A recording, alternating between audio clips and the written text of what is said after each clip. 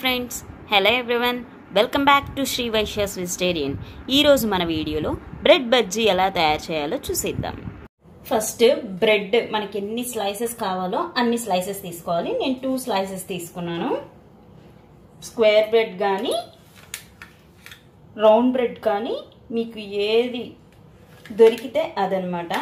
దాన్ని ఇలా పీసెస్గా కట్ చేసుకోండి, మీకు కావాల్సిన అన్ని పీసెస్. ఇప్పుడు నేనైతే మొత్తం 5 పీసెస్ చేస్తున్నాను. అదే మీకు ఒకవేళ 4 పీసెసే కావాలనుకుంటే 4 పీసెసే చేసుకోండి. ఇలా సన్న సన్న పీసెస్ చేశాను అనమాట. ఇప్పుడు వీటిని పక్కన పెట్టేద్దాం.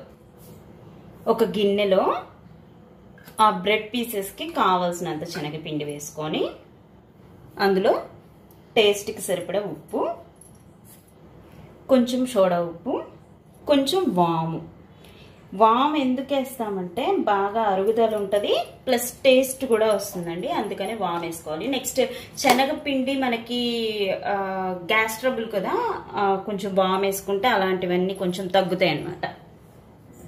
ఇప్పుడు ఇందులో కొంచెం వాటర్ పోసుకొని బజ్జీ పిండిలాగా కలుపుకోవాలి.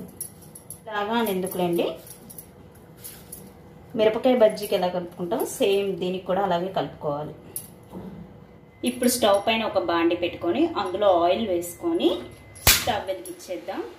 ఆయిల్ బాగా హీట్ అవ్వాలండి. ఆయిల్ హీట్ అయిన తర్వాత బ్రెడ్ పీసెస్ ఇందులో వేసానండి. ఇప్పుడు చూడండి, బజ్జీ ముంచినట్టుగానే ముంచేసి వేయడమే.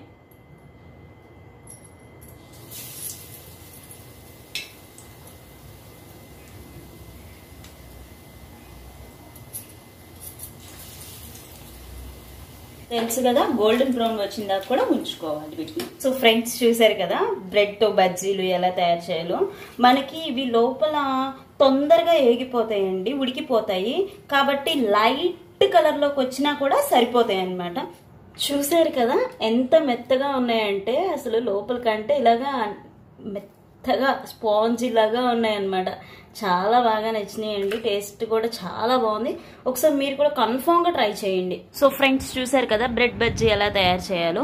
మీకు కనుక నా వీడియో నచ్చినట్లయితే లైక్ చేయండి, షేర్ చేయండి, సబ్స్క్రైబ్ చేసుకోండి, అండ్ పక్కనే ఉన్న బెల్ ఐకాన్ని క్లిక్ చేసేయండి. అండ్ ఇంకా ఎవరికైనా డౌట్స్ ఉంటే వెంటనే కామెంట్ బాక్స్లో పోస్ట్ చేసేయండి. Thanks for watching. This is signing out by Manisha. జై హింద్.